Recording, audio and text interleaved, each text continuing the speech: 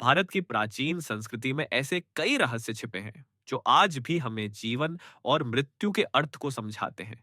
ऐसी ही एक अद्भुत कथा है नचिकेता और यमराज की, जो कठोपनिषद में वर्णित है। यह सिर्फ एक कहानी नहीं, बल्कि आत्मा, मृत्यु, मोक्ष और सत्य का दार्शनिक दर्शन है। तो आइए चलते हैं इस अलौकिक यात्रा पर।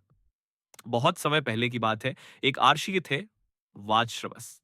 वे स्वर्ग की प्राप्ति के लिए एक विशाल यज्ञ कर रहे थे, जहां उन्हें सब कुछ दान करना था।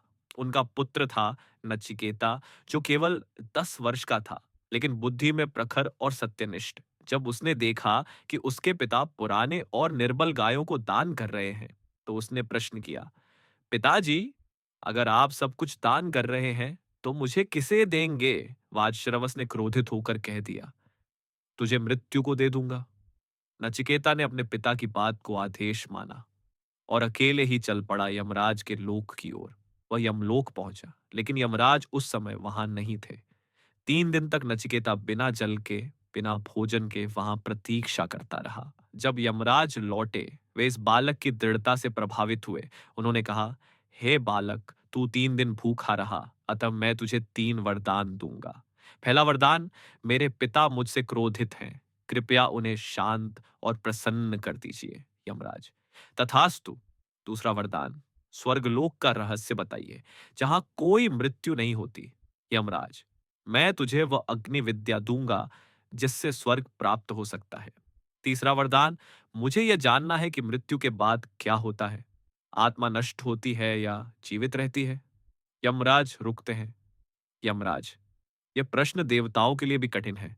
तू धन मांग ले, लंबी उम्र मांग ले, सुंदर अप्सराएं मांग ले, पर यह मत पूछ। नचिकेता, नहीं, यही जानना चाहता हूं। यह प्रश्न ही सबसे बड़ा है। यमराज, हे नचिकेता, सुन, शरीर मरता है पर आत्मा नहीं। आत्मा न जन्म लेती है न मरती है। वह अजर, अमर, अविनाशी है। जो आत्मा को जान लेता है, वही मुक्त हो जाता है। मोक्ष का यही मार्ग है आत्मा की पहचान।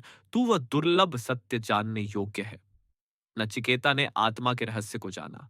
यमराज ने उसे अमर ज्ञान दिया। वह लौटा एक ज्ञानी बनकर। न केवल अपने पिता का आशीर्वाद पाया, बल्कि संसार को भी एक महत्वपूर्ण संदेश दिया। सत्य की राह कठिन हो सकती है, पर वही मोक्ष का द्वार खोलती है। आज भी नचिकेता की कथा हमें सिखाती है, जिज्ञासु बनो, सत्य के लिए डटे रहो, बाहरी सुखों को त्याग कर आत्मिक ज्ञान को अपनाओ। अगर आपको यह कथा प्रेरणादायक लगी, तो इसे अपने मित्रों और परिवार के साथ जरूर साझा करें। ऐसी ही और भी पौराणिक कथाएं जानने के लिए चैनल को सब्सक्राइब करें, वीडियो को लाइक करें, नीचे कमेंट करके बताएं आपको अगली कथा किसकी चाहिए। धन्यवाद और सत्य की राह पर चलते रहिए।